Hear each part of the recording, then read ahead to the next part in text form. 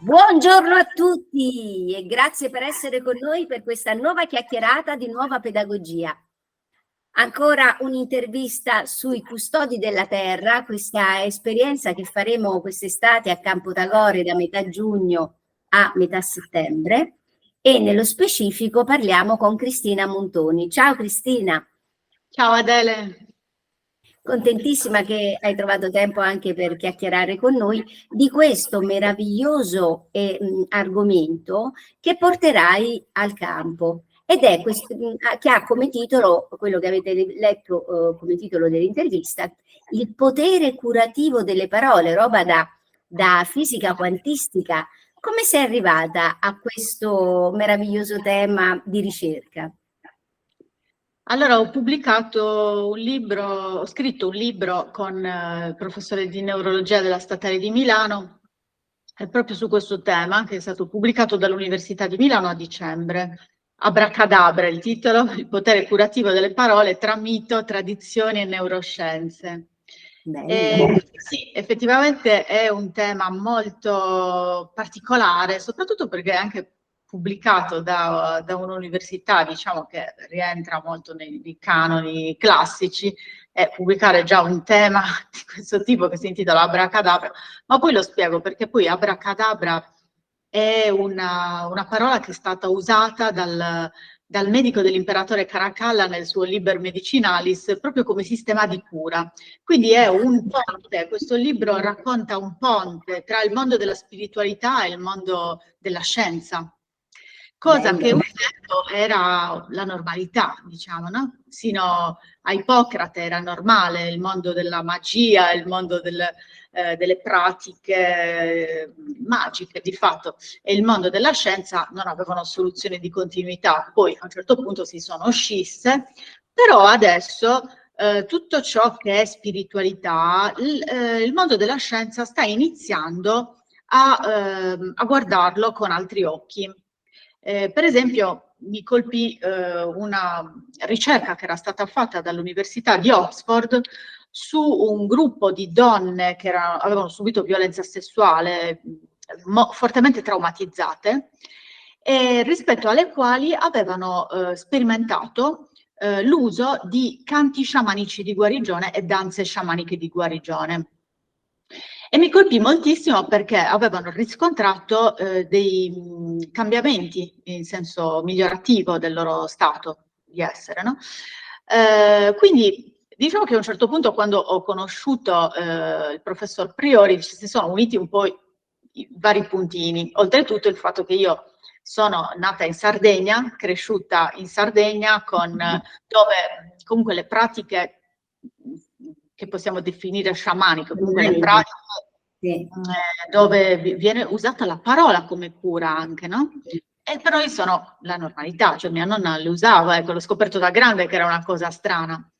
E da noi si chiamano i brebus, che allora in Sardegna la parola si può dire in tanti modi, ma il modo, quando tu dici brebus, che letteralmente lo traduci come parole, ma brebus rispetto a paraula, ad esempio, ha proprio una connotazione magica, cioè è la parola che modifica la realtà.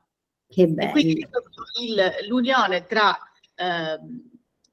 il campo della coscienza e il campo della spiritualità sta proprio lì, no? In quella dimensione in cui modifichi la realtà attraverso un'azione che proviene dal mondo della spiritualità, no? È quello il campo che ci interessa un po' esplorare e che esplora la fisica quantistica. E quindi... No, e stavo pensando che se non sbaglio questo è proprio anche il tema che porterai proprio esperienzialmente a Campo Tagore quest'estate. Hai un'idea di come lo tratterai? Ci puoi dare qualche anticipazione così in maniera più o meno abbozzata? Certo, intanto sì, facciamo anche esperienza di tutto quello che dico, perché io insegno alla scuola di arte e terapia e sono direttrice dell'Accademia di Arte e Terapia di Cagliari. Di Cagliari, sì. Scusami, che piange, dai, entra. La mia appendice, dimmi pure. È diciamo, è un percorso di studi, una scuola triennale, anche che insomma, con una certa serietà cerca di portare avanti questo tema dell'uso dell'arte come sistema terapeutico. E si fa sempre esperienza, cioè le lezioni non sono mai solo teoriche, no? Si fa sempre esperienza di quello che si racconta. Ed è una cosa che ha incontrato molto il mio modo di approcciarmi alle cose. Ecco. Quindi al Campo Tagore parleremo proprio come macro tema del rapporto tra coscienza e spiritualità e specificamente lavoreremo proprio sul potere curativo delle parole e ne faremo esperienza.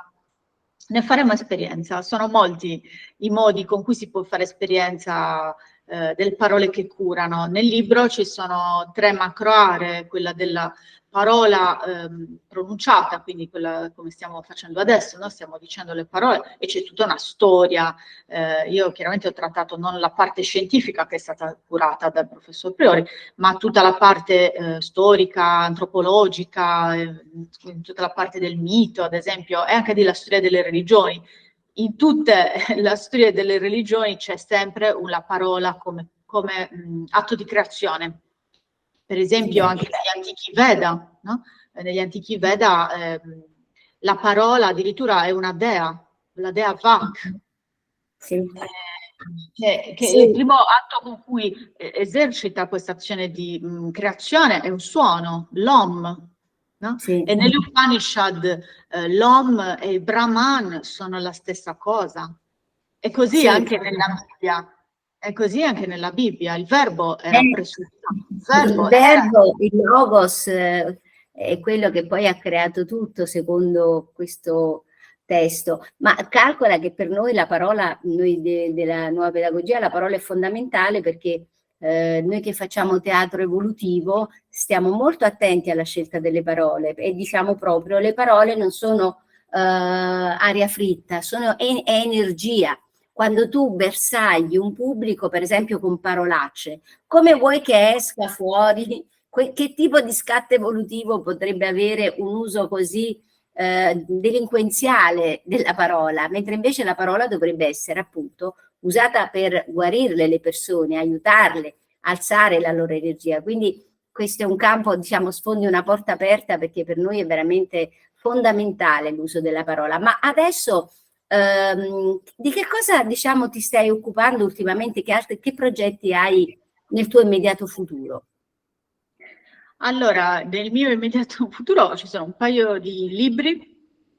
Uno ha a che fare anche con un progetto che stiamo portando avanti con l'UNESCO per il riconoscimento delle Domus Deianas, che sono dei luoghi di interesse archeologico molto diffusi in Sardegna, che risalgono al V millennio a.C., tra il V e il III millennio a.C., e stiamo cercando di farli riconoscere come patrimonio UNESCO. Io mi sono occupata di tutta la parte antropologica ed è un tema che voglio divulgare anche con un libro. E poi ci sono altre pubblicazioni che sto curando. Ma anche e soprattutto un impegno molto importante per me è questo dell'Accademia di Arti Terapie, che verrà inaugurata proprio quest'estate, con dei corsi brevi, mentre a settembre inizierà il corso triennale della Scuola di Arte Terapia che forma arte terapeuti. E quindi questo è un progetto che mi coinvolge molto, in cui credo moltissimo. Trovo che faccia parte proprio della filosofia del nuovo mondo, immaginare che in fondo dentro di noi e nella natura in cui siamo immersi e immerse ci siano tutti gli strumenti con cui possiamo stare bene. Vero, vero. Non dobbiamo andare chissà dove, basta guardarci intorno. Sì. Poi voi in Sardegna siete ancora più fortunati perché la terra magica per eccellenza, insomma, per antonomasia, quindi il motivo per il quale io poi mi sono trasferita in Sardegna era proprio questo richiamo di questa sacralità ad ogni passo, questa energia che io sento venire proprio dalla terra, che ci basta stare fermi in un posto e poi di ogni due passi trovi un nuraghe, una tomba dei giganti, una domus de Janas, e dici, cioè, c'è proprio... È meraviglioso essere attorniati da tanta energia, da tanta energia. È vero, della terra e anche dell'acqua. Mia nonna diceva: qualunque problema del corpo e della mente devi entrare nell'acqua del mare e ti passa. E poi abbiamo un culto ancestrale delle acque profondissimo, molto interessante anche questo. Davvero.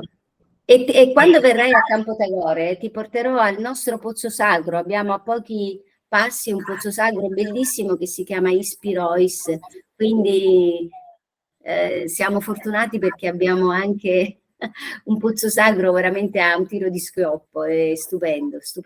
Allora bene. È un posto benedetto.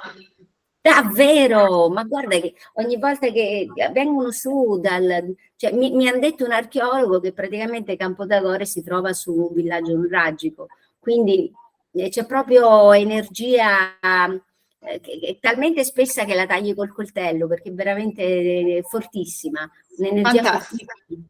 Infatti, io amerei fare questo incontro anche in cerchio, come facciamo nei nostri antichi popoli qui in Sardegna, e come mi piace sempre fare, no? Scalzi in cerchio, come intorno al fuoco, e ritornare a una dimensione di condivisione dove siamo tutti pari. C'è tutto a Campo Tagore, lo sai, abbiamo creato un cerchio di pietre, mettiamo un braciere al centro, quindi abbiamo proprio pensato a tutto. E lo abbiamo creato come palcoscenico dell'anfiteatro che abbiamo costruito lì, che abbiamo costruito sulla diciamo cartografia delle Pleiadi. Abbiamo proiettato le Pleiadi sul terreno e quindi il nostro anfiteatro, se lo vedi dall'alto illuminato, vedi le Pleiadi, la costellazione delle Pleiadi sul terreno. Quindi abbiamo fantastico. pensato veramente a tante cose che ci portano più vicini a chi siamo veramente. Sì. Va bene, allora grazie Cristina, grazie mille, non vedo l'ora che ci incontriamo a giugno a Campo Tagore. Saluto te, saluto i nostri amici che ci seguono e alla prossima. Al 21 giugno. Ciao. Arrivederci.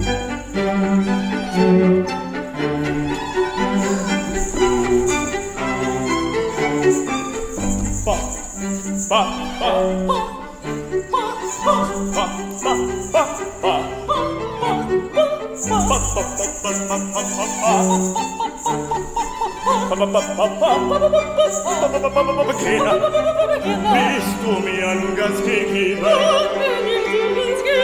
Nun so sei mein liebes Weibchen.